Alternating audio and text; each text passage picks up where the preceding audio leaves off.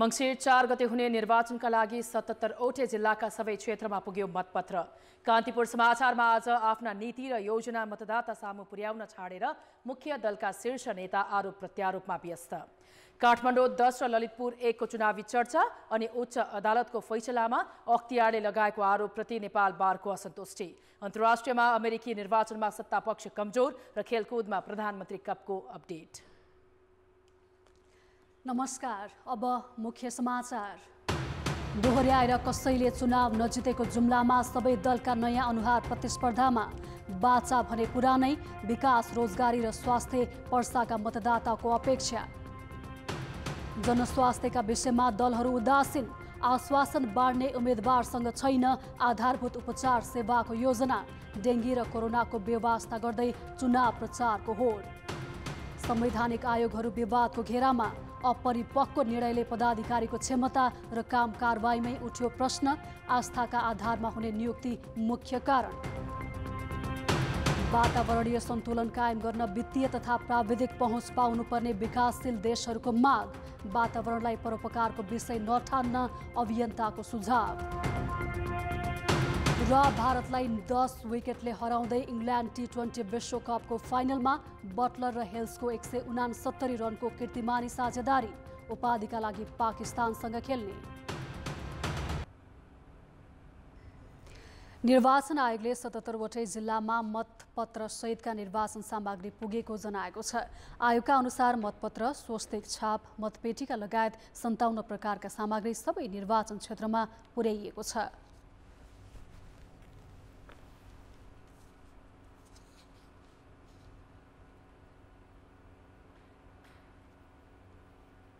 सबै सामग्रीहरू पुगिसके र आज अन्तिम लट मतपत्रको पनि काठमाडौँ भ्यालीभित्र मतपत्र जान बाँकी थियो।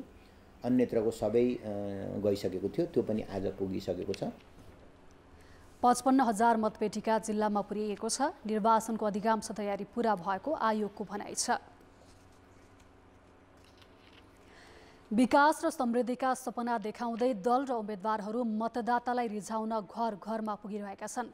तर संविधानले मौलिक हकका रूपमा राखेको र आम नागरिकले पाउनै पर्ने आधारभूत स्वास्थ्य सेवा नपाएको विषयले भने उम्मेदवारलाई छोएको छैन। त्यति मात्र होइन, कोरोना र डेङ्गीले नागरिकको मृत्यु भइरहँदा त्यसको नियन्त्रण गर्ने र उपचारको व्यवस्थामा समेत कुनै चासो दिएको पाइँदैन। कोभिड संक्रमणका कारण नेपालमा 3 वर्षमा 12,000 भन्दा बढीको मृत्यु भयो। कोभिड संक्रमण अझै हटेको छैन। डेङ्गी संक्रमणले त यो वर्ष मात्र 55 जनाको ज्यान गइसकेको छ। कोरोना र डेङ्गी संक्रमणले अहिले पनि मृत्यु हुने क्रम रोकिएको छैन। दुर्गम ठाउँमा त उपचार पाउनै धौधौ छ। तर राजनैतिक दल र उम्मेदवारले यस्ता संक्रमण नियन्त्रणमा चासो नै दिएका छैनन्। बरु स्वास्थ्य मन्त्रालयले जोखिम कायमै रहेको भने पनि सभा सम्मेलन गर्दा जनस्वास्थ्यका मापदण्डको पालनामा लापरवाही भइरहेको छ। नेपालमा भर्खरै ओमिक्रोनकै पनि नयाँ भेरिएन्टको रूपमा पुष्टि भएर आएको छ। अब त्यस्तो संक्रमणहरू चेन्ज हुँदाखेरि, परिवर्तन हुँदाखेरि त्यो बढी संक्रामक हुन सक्ने, बढी जोखिमपूर्ण हुन सक्ने कुराहरूलाई चाहिँ चिकित्सा विज्ञानले स्वीकारेको अवस्था छ। त्यसै अनुसार निगरानी बढाउनु पर्ने, सावधानीहरू अपनाउनु पर्ने, हामीले रोकथामका कुराहरूमा आवश्यक काम गर्नुपर्ने हुन्छ। दल तथा उम्मेदवारलाई भोट माग्न भ्याइ नभ्याइ हुँदा नागरिकले सामान्य स्वास्थ्य उपचार समेत पाउन सकेका छैनन्। बरु उल्टे 5 वर्षभित्र यस्तो गर्छु र उस्तो गर्छु भन्ने आश्वासन सुन्दा सुन्दा वाक्क दिक्क भएका छन्। कुनै पार्टीले आवाज उठाएर डेङ्गु उपायमा गयो भने त पछि उसको लागि त प्लस पोइन्ट हो नि त। तर चाहिँ एकदम लापरवाही छ। अब औषधि नै छैन भन्छ अनि एउटा सिटामोलको ट्याब्लेट दिन्छ अनि त्यसमै अब गर्दा गर्दै त्यही पनि किन्नुपर्छ। अहिले नै डेङ्गी नियन्त्रण र नागरिकलाई सहज उपचार दिने विषय भने उम्मेदवारको प्राथमिकतामै परेको छैन। जुनसुकै सरकारले पनि प्राथमिकता दिन्छ, अहिलेको गठबन्धन सरकारले यसलाई प्राथमिकता दिन्छ। यो ढङ्गबाट जाला भन्ने ढङ्गको अनुमान पनि गर्न सकिँदैन। कतिसम्म यो प्रकोपले आकार लिन्छ भन्ने कुरो अन्दाज गर्ने मात्रै हो। चेतनामा थोरै कमी भएको छ भने त्यसलाई चाहिँ हामीले स्वास्थ्यको सुरक्षालाई ध्यानमा राखेरै प्रचार अभियानमा लाग्नको निम्ति आह्वान पनि गर्न चाहन्छु। दलहरूका चुनावी घोषणापत्रमा भने 5 वर्षभित्र मुलुकको स्वास्थ्य क्षेत्रमा कायापलट गर्ने बाचा गरिएको छ। एमाले, काङ्ग्रेस र माओवादी केन्द्रका घोषणापत्र हेर्ने हो भने 5 वर्षभित्र गुणस्तरीय उपचार सेवादेखि सस्तोमा औषधि उपलब्ध गराउने सम्मको प्रतिबद्धता छन्। तर यस्ता प्रतिबद्धता कार्यान्वयन हुनेमा विज्ञ नै विश्वस्त छैनन्। संविधानमा लेखिएपछि र जनताको मौलिक हक भनेपछि त्यो सबै पुरा गर्नुपर्ने सबै दलको दायित्व हो। हिजोका दिनमा ती दलहरूले त्यो आधारभूत स्वास्थ्य सेवालाई मात्रै गुणात्मक रूपमा देशैभरि सर्वसुलभ गरिदिएको भए आज यो डेङ्गु र कोभिडको कारणले गर्दा यतिका मान्छेहरू बिरामी हुने अथवा मर्ने यी कुराहरू हुँदैन थियो। जसरी पनि चुनाव जित्ने ध्याउन्नमा दल र उम्मेद्वारले ठूला आश्वासन बाँडेको बाँडै छन्, तर नागरिकले आधारभूत उपचार पाउन समेत शास्ति खेप्नु परिरहेको छ। टाउको दुख्दा सिटामोल नपाउने र गम्भीर बिरामी हुँदा एम्बुलेन्स अभावमा ज्यान गुमाउनु पर्ने बाध्यता अहिले पनि हटेको छैन। कान्तिपुर समाचारका लागि विराटनगरबाट सुशीला पाठक, हेटौँडाबाट सुजन पोडासैनी र क्यामेरामा विकास जोशीका साथ कृपाल गौतम, काठमाडौँ।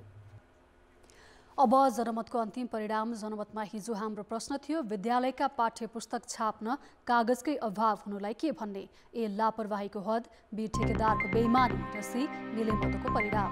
जनमतको अन्तिम परिणाम यस्तो छ, ए लापरवाहीको हदमा 48%, बी ठेकेदारको बेइमानीमा 9% र सी मिलेमतोको परिणाममा 43%।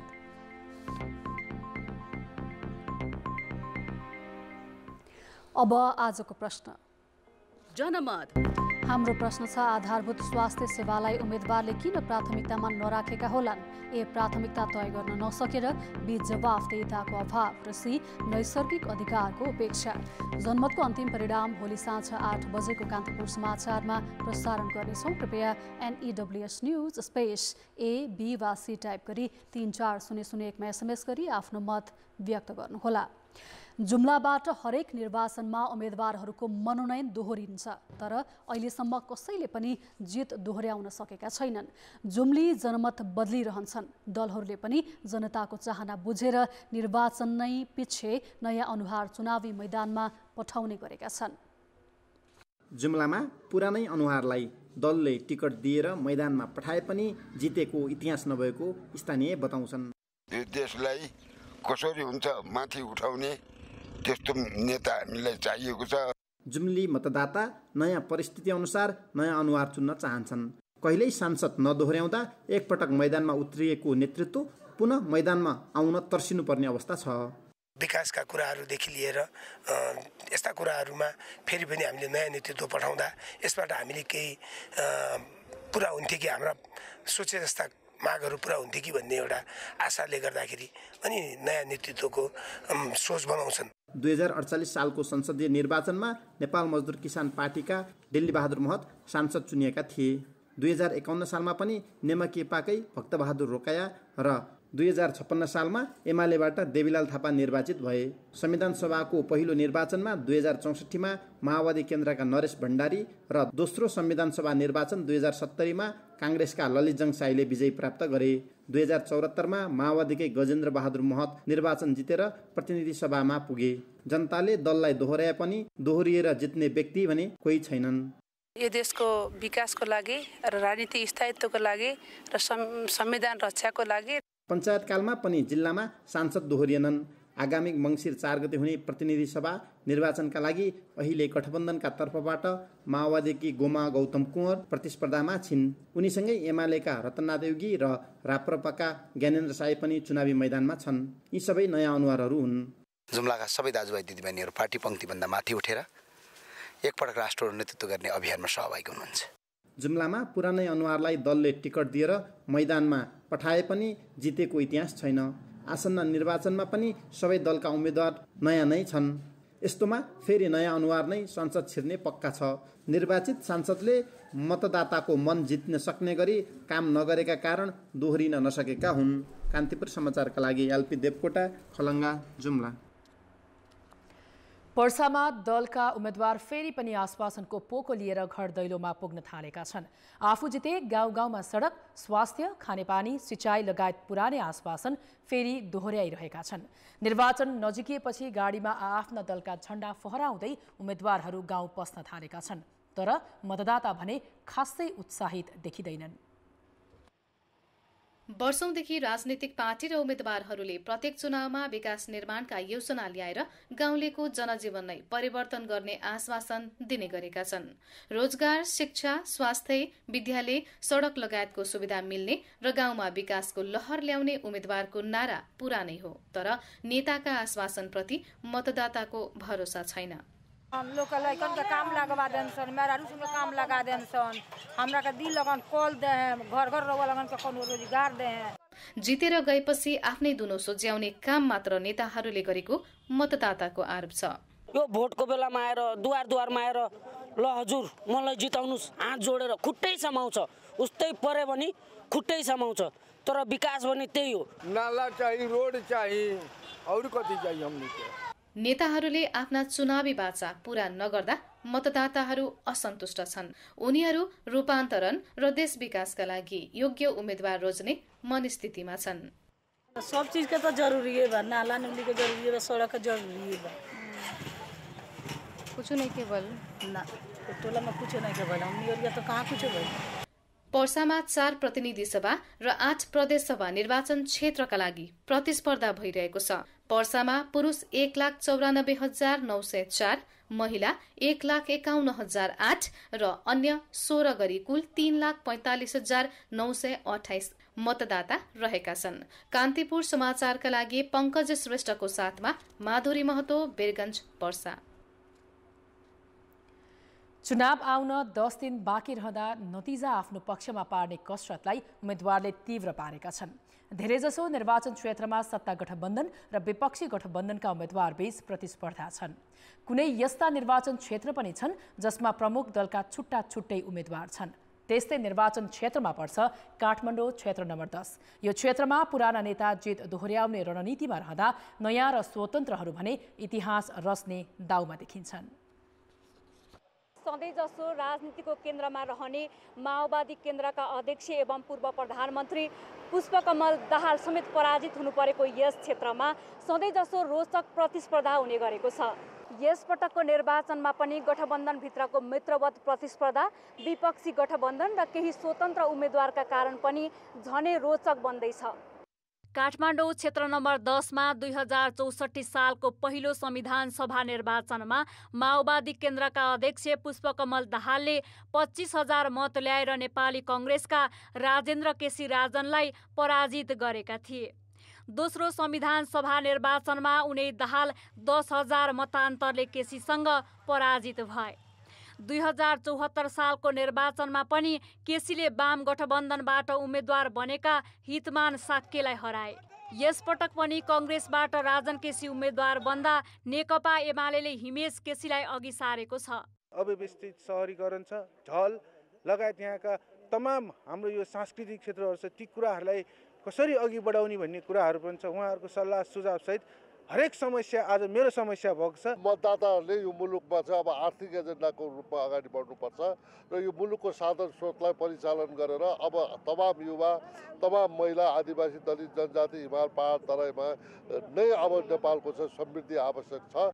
सत्ता गठबन्धनमा मित्रवत प्रतिस्पर्धा गर्ने सहमति भए अनुसार माओवादी केन्द्रले अञ्जना विसङ्खेलाई उम्मेद्वार बनाएको छ। यो क्षेत्रमा यी 3 उम्मेद्वारलाई अरू दल र स्वतन्त्रले पनि चुनौती दिइरहेका छन्। अव्यवस्थित बसोबास र यहाँको चाहिँ प्राकृतिक स्रोत साधनलाई चाहिँ संरक्षण नगर्ने जुन खालको चाहिँ नि उदासीनता छ, हामी जाने भनेको त्यसलाई चाहिँ अभियानको रूपमा लिएर जाने। त्रिभुवन पार्कदेखि मत्स्य नारायणदेखि यो दक्षिणकालीका विभिन्न भागहरू, टौदहदेखि लिएर धेरै ठाउँहरू छन्। त्यस्ता महत्त्वपूर्ण ठाउँहरूलाई एउटा पर्यटकीय स्थलको रूपमा हामीले यदि विकास गर्न सक्यौँ भने यसबाट रोजगारीको सिर्जना पनि हुन सक्दछ।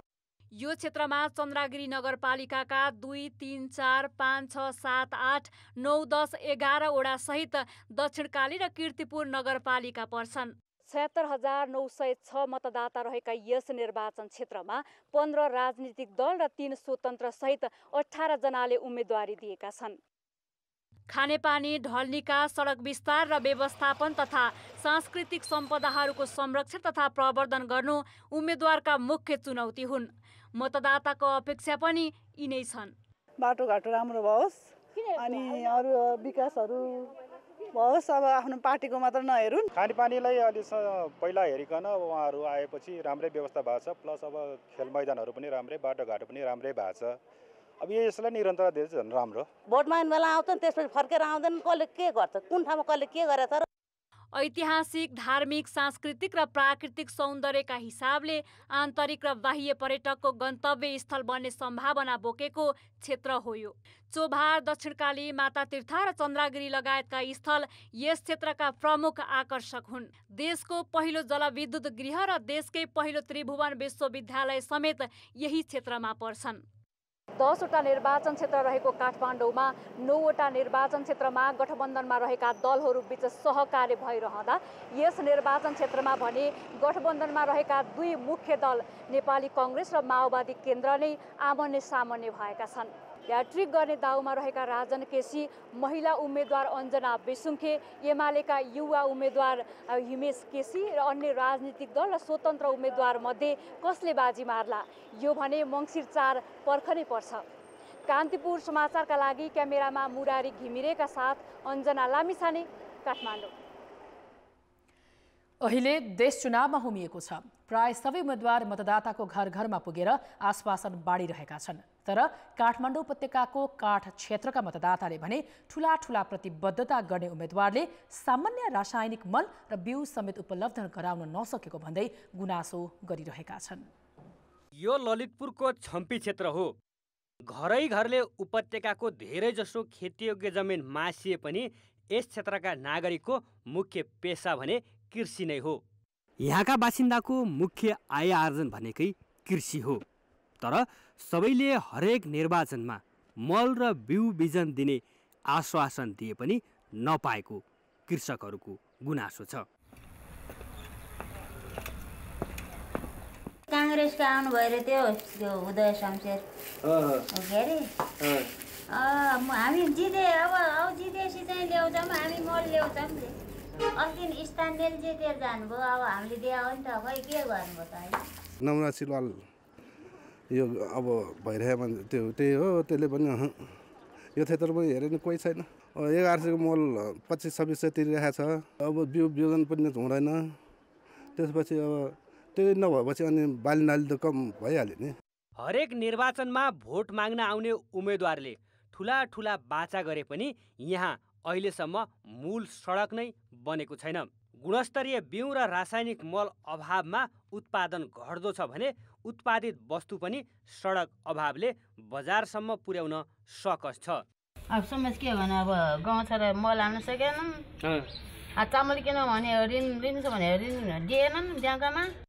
चारभन्ज्याङको बीचमा रहेको यो उपत्यका सङ्घीय राजधानी हो। देशका कुना कन्दरामा बसोबास गर्ने नागरिकलाई सङ्घीय राजधानीमा बस्नेहरू सुविधा सम्पन्न छन् जस्तो लाग्छ। तर राजधानीकै काठ एरियामा बसोबास गर्ने नागरिकले वर्षौंसम्म आधारभूत आवश्यकता समेत पाउन सकेका छैनन्। आउँछ अब नमस्कार भनिदिनु है भन्नुहुन्छ, अनि जानुहुन्छ। अब केही न केही हामीलाई न केही सुविधा छ न केही छ। कहाँ कहाँ कस्तो कस्तो बाटोमा उहाँ सडक गइसक्यो। हाम्रो गाउँमा यस्तो छ मूल बाटो सडक होइन। अब न हामीलाई केही पाछ न केही पाछ, अब केही छैन। बिहान 2-3 घन्टा आउँछ पानी, बेलुका आउँदैन, तरकारी पनि लगाउनु पुग्दैन। खानी हो कि लुगा धुने हो कि त्यही त हुने समस्या। गाविस तोडे अहिले नहर बनाएपछि धुलो बाटो हिलो बाटो पानी छैन। ओह्रालो उकालो जस्ता तस्तै नगर भएपछि त अलिकति राम्रो सुविधा। उनीहरूलाई कर उठाउनु चाहिने नगरपालिका, हामीलाई धुलो र हिलो चाहिने वही। मक्सिर 4 गतेको निर्वाचनका लागि घर दैलोमा रहेका उम्मेद्वारले पुरानै मुद्दा लिएर मत मागिरहेका छन्। तर मतदातालाई भने यसपटक पनि ती बाचा पुरा नहुनेन् कि भन्ने चिन्ता छ। कान्तिपुर समाचारका लागि क्यामेरामा सञ्जय लुइटेलका साथ भरत रावल, ललितपुर। अब जनताको आवाज हामीले आज 7 प्रदेशमा सोधेका छौं। तपाईसँग भोट माग्न आउने उम्मेद्वारले के एजेन्डा उठाएका छन्? जनताको आवाज। अहिलेसम्म उम्मेदवारहरू मेरो घरमा पुगेकै छैनन्। एजेन्डाको कुरो त उतै जाओस्। बेलौरी भन्सार नाकाको स्तरोन्नतिको लागि कुरा उठाइरहेछन्। बुढी गण्डकीलाई कोसिस गर्छौँ, बनाउँछौँ भनेर भोट मागिरहनु भएको छ। महाकाली करिडोर अनि त्रिदेशीय नाकाहरूको बारेमा कुरा उठाइरहेछन्। हरेक लोभ लालचमा पैसा दिन्छौँ, हामीले भोट हाल्नुहोस् भनेर घर दैलोसम्म आउँछन्। स्वदेशमै चाहिँ युवाहरूलाई रोजगार प्रदान गर्ने सबै एजेन्डाहरू चाहिँ यो चुनावी बेलामा मात्रै देखाउने एजेन्डा जस्तो मात्रै लाग्यो कि किसानहरूलाई बिउ मल समयमै वितरण गर्ने, बुढाबुढीलाई भत्ता चाहिँ बढाउँछौँ, युवाहरूलाई रोजगारी दिन्छौँ। सुक्खा बन्दरकालाई प्राथमिकता दिएका छन्। पुरानो एजेन्डा लिएर नयाँ केही पनि छैन। स्वास्थ्य शिक्षाको र रोजगारको र व्यवस्था गरिदिने र गर्ने भनेर चाहिँ भन्नुभएको छ। जलविद्युतबाट लिएर बाटोघाटोको चाहिँ विकास गर्छु। जति पनि सुकुम्बासीहरूलाई हामी चाहिँ लाल पूर्जा दिन्छौँ भन्नुहुन्छ। विकास गर्छौँ, यस्तो गर्छौँ, भोट दिनु भन्छन्। सानोतिनो लोभ देखाउँदै भोट माग्दै हिँडिरहेका छन्। सिँचाइको व्यवस्था गर्छौँ, बाटोघाटो जग्गाहरू दिन्छु भन्छ, बच्चाहरूलाई पढाइदिन्छु भन्छ। पहिले भनेको गयो, आज पनि भन्दैछ बाटो बनाइदिन्छु। खासै नयाँ नौलो एजेन्डाहरू केही पनि छैनन्। हामीलाई जिताइदिनुहोस् भन्ने कुराहरू बढी गर्छन्। एक घर एक रोजगारको चाहिँ अवधारणा लिएर आएको चाहिँ देखिन्छ। विकासी नारा नै छ, सडक बनाउने, पुल बनाउने, विकासको चाहिँ कुराहरू गरिरहेको छ।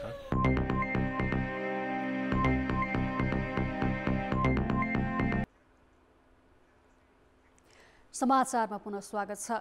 राजनैतिक दलका शीर्ष नेतालाई सामान्यतः सबैले सम्मान गर्छन्, तर तिनै सम्मानित नेताले चुनावी आमसभामा प्रयोग गरेको भाषा सुन्दा तपाईलाई कस्तो लाग्छ?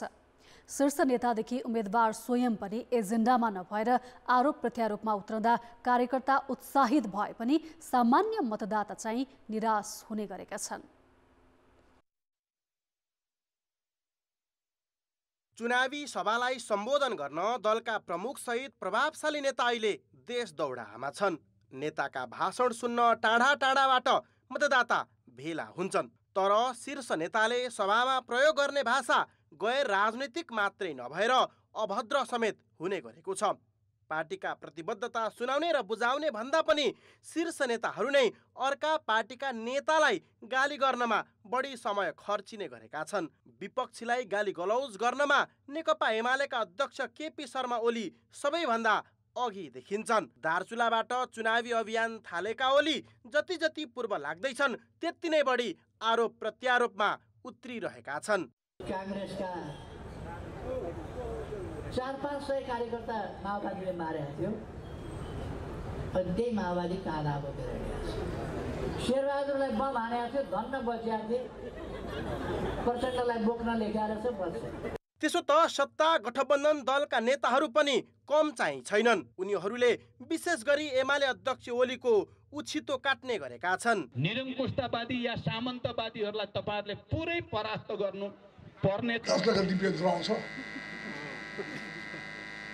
त्यहाँ भाषण लिपिको फक्री भाषण जहिले पनि भाषण गर्छ। यो त भारतसँग कुरा गर्नु पर्यो, भारतको कब्जामा छ लिम्पिया छोरा, कि लड्नु पर्यो। चुनावी सभामा भाषण गर्दा होस् या मत माग्न घर घर पुग्दा खर रूपमा आरोप प्रत्यारोपमा उत्रिनेमा आफूलाई वैकल्पिक शक्ति मान्नेदेखि स्वतन्त्र उम्मेद्वारसम्म छन्। उनीहरूले पनि विपक्षी दल वा उम्मेद्वारमाथि अनेक लालछना लगाएर आफू चोखो देखाउने रणनीति अपनाएका छन्, तर यसलाई मतदाताले भने रुचाएको पाइँदैन। होइन गाली गर्न त हुँदैन नि, कसैलाई गाली गर्नु हुँदैन।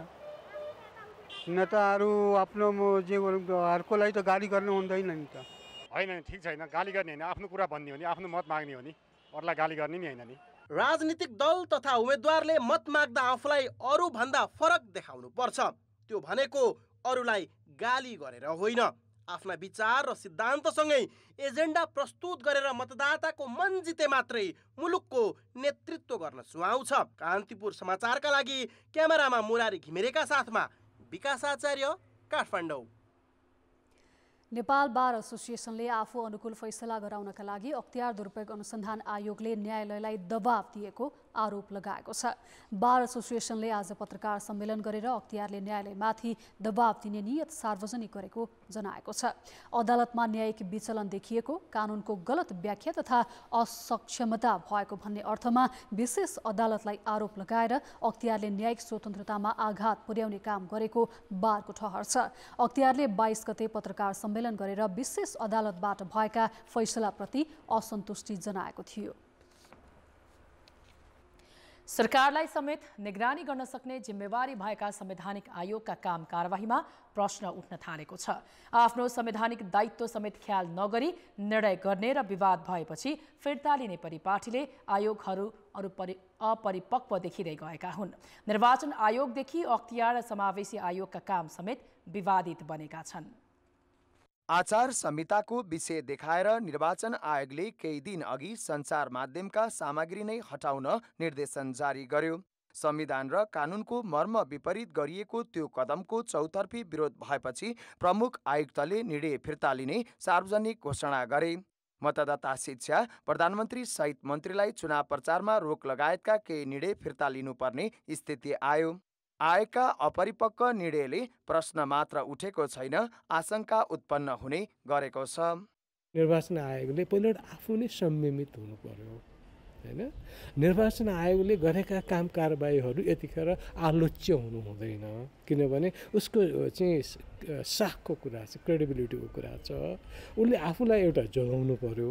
अख्तियार दुरुपयोग अनुसन्धान आयोग पनि आफ्ना निर्णयमा अपरिपक्व र विवादित बन्ने गरेको छ।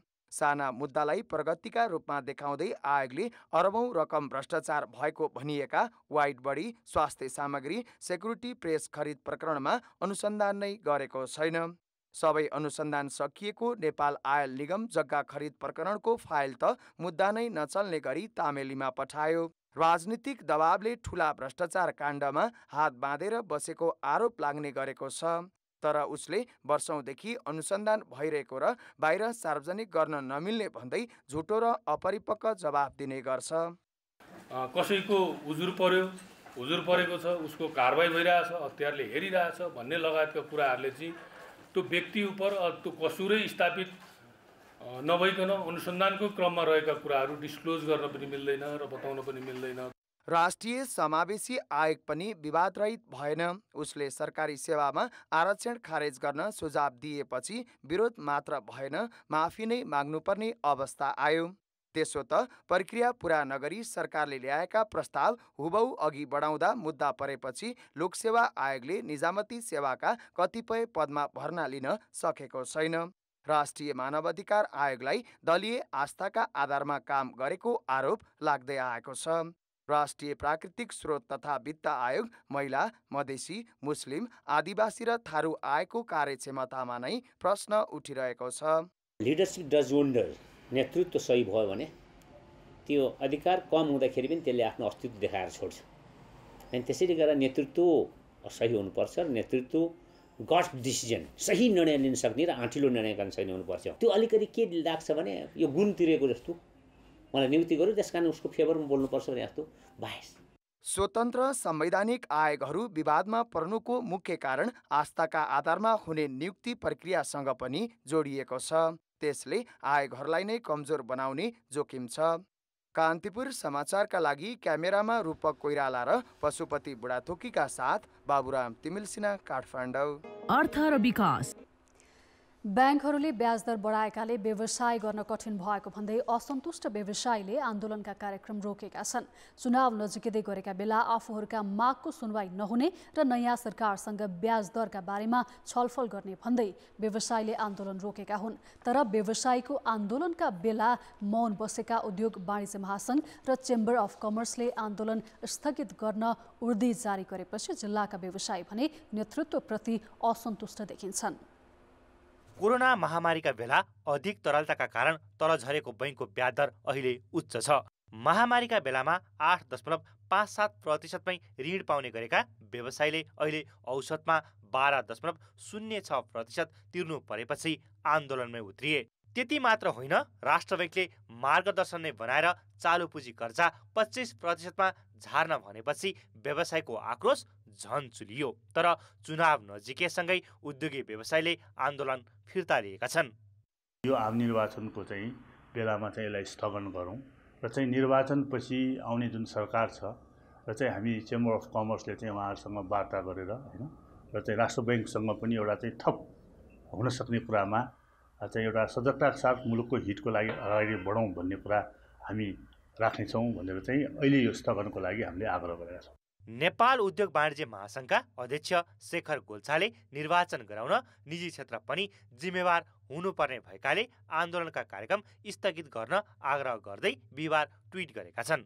चेम्बर अफ कमर्सले पनि बिहिबार नै आफ्ना जिल्ला र नगरका समितिलाई आन्दोलन स्थगित गर्न भन्यो। ब्याज उच्च भयो भनेर सडकमा उत्रिएका व्यवसायको साथमा महासङ्घको नेतृत्व भने थिएन। अहिले आएर आन्दोलन फिर्ता लिन आग्रह गर्ने नेतृत्वप्रति जिल्ला स्तरका उद्योगी व्यवसायी असन्तुष्ट छन्। उनीहरूले यसलाई आन्दोलन कमजोर बनाउने प्रयासका रूपमा अर्थाएका छन्। नेपाल उद्योग वाणिज्य महासङ्घले अचानक यस्तो खालको ल्याउनु ठिक छ, विचारको लागि राम्रो होला, तर लाखौँ उद्योगी व्यवसायीको हकितको यदि कुरा गर्यो भने दबाब कम भयो। यसले दबाब कम गर्छ, हाम्रो आन्दोलन फिका पर्छ। त्यसकारणले हामीले आन्दोलन सडकमा बसेर नगरिरहँदा पनि हामीले वार्ता भन्ने जारी राख्नुपर्छ। नेपाल राष्ट्र ब्याङ्कसँग, गभर्नर साहबसँग, सम्बन्धित निकायसँग हामीले वार्ता चाहिँ जारी गरिरहनुपर्छ। त्यसो त व्यवसायीहरू आन्दोलित हुँदा नेपाल राष्ट्र ब्याङ्कका गभर्नरले समेत कुनै आश्वासन दिन सकेका थिएनन्। उल्टै आन्दोलन गरेर ब्याज कम गर्न नसकिने जवाफ दिएका थिए। चुनावको मुखमा व्यवसायले गरेको सुझबुझपूर्ण निर्णयलाई सरकारले सकारात्मक रूपमा लिएर उचित माग सम्बोधन गर्न पहल गर्नुपर्छ। कान्तिपुर समाचारका लागि विराटनगर सहकर्मी सुशीला पाठकको सहयोगमा क्यामेरामा पशुपति बुढाथोकीका साथ सुधिल पोखरेल, काठमाडौँ। खेलकुद समाचार। कान्तिपुर खेलकुद समाचारमा स्वागत छ। मध्य प्रदेशलाई 7 विकेटले पराजित गर्दै एपीएफ क्लब प्रधानमन्त्री कप एकदिवसीय राष्ट्रिय क्रिकेटको फाइनलमा प्रवेश गरेको छ। एपीएफले तेस्रो पटक प्रतियोगिताको फाइनलमा स्थान बनाएको हो। कीर्तिपुर स्थित टियु क्रिकेट मैदानमा एपीएफले टस जितेर मधेसलाई ब्याटिङको निम्तो दियो। मधेसले 31 ओभरमा मात्र 122 रन बनाउँदा सबै विकेट गुमायो। कमल सिंह ऐरीले घातक बलिङ गर्दै हरिशंकर शाह, रोहन विक र अनिल शाहलाई पेभिलियन पठाएपछि मधेस दबावमा आयो। मध्यक्रमका रूपेश सिंहले सर्वाधिक 36 रन बनाए। त्यसअघि सन्तोष कार्की 20, इमरान शेख 16, अनिल 13 रनमा आउट भए। मोहम्मद आदिल आलमले 11 र राजेश यादवले 10 रन जोडे। कप्तान हरिशंकर शाहसहित 5 ब्याटरले दोहोरो अङ्कको योगफल छुन सकेनन्। कमलले 9 ओभरमा 1 मेडन राख्दै 4 विकेट लिए। भुवन कार्की र मौसम ढकालले 2-2 विकेट हात पारे। किशोर महतोले 1 विकेट लिए। 123 रनको लक्ष्य एपीएफले 21 ओभर 3 बलमा 3 विकेट गुमाउँदै पुरा गर्यो। पहिलो विकेटका लागि आसिफ शेख र प्रदीप ऐरीले 60 रनको साझेदारी गरे। आसिफ 25 र प्रदीप 33 रनमा आउट भए। सुमित महर्जनले 13 रन जोडे। लोकेश बम 35 र सन्दीप जोरा 6 रनमा अभिजित रहँदै सहज जिततर्फ डोहोर्याए। रूपेश सिंहले 2 र राजेश यादवले 1 विकेट लिए। 2018 मा प्रतियोगिताको उपाधि जितेको एपीएफले 2021 मा पनि फाइनलमा स्थान बनाएको थियो। मधेसले भने पहिलो पटक सेमिफाइनल खेलेको हो। एपीएफले उपाधिका लागि त्रिभुवन आर्मी क्लब र नेपाल पुलिस क्लब बीचको विजेतासँग खेल्नेछ। दोस्रो सेमिफाइनल भोलि हुनेछ। अखिल नेपाल फुटबल संघ एन्फाले पाकिस्तानसँग हुने मैत्रीपूर्ण फुटबलको तयारी अन्तिम चरणमा पुगेको जनाएको छ। नेपालले कार्तिक 30 गते दशरथ रङ्गशालामा पाकिस्तानसँग मैत्रीपूर्ण खेल खेल्न लागेको हो। एन्फाले आज आयोजना गरेको पत्रकार सम्मेलनमा प्रवक्ता सुरेश शाहले तयारीबारे जानकारी दिए। खेल साँझ 5:30 बजेदेखि फ्लड लाइटमा खेलाइनेछ। साधारणतर्फ 500 र भिआइपीतर्फ 1000 टिकट दर निर्धारण भएको छ। खेल हेर्न आउने दर्शकका लागि एन्फाले लकी ड्र मार्फत कतार विश्वकप अन्तर्गत ब्राजिल र क्यामरुन बीच हुने खेलको टिकट उपलब्ध गराउने जनाएको छ। एन्फाले यसअघि नै 80 भिआइपी टिकट भने बेचिसकेको छ। 8 वर्षपछि फिफाको प्रतिबन्ध फुकुवा भएपछि पाकिस्तानी फुटबल टिमले पहिलो मैत्रीपूर्ण खेल्न लागेको हो। पाकिस्तानी टोली 27 गते नेपाल आइपुग्नेछ। खेलको समाचार अहिलेलाई यति नै। अब मौसम।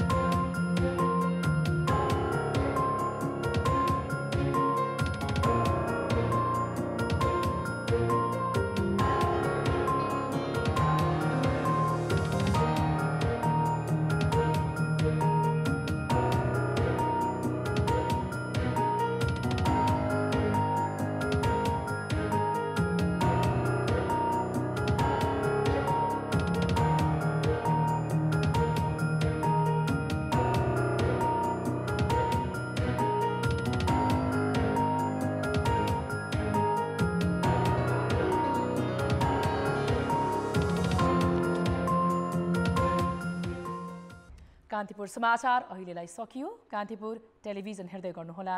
नमस्कार।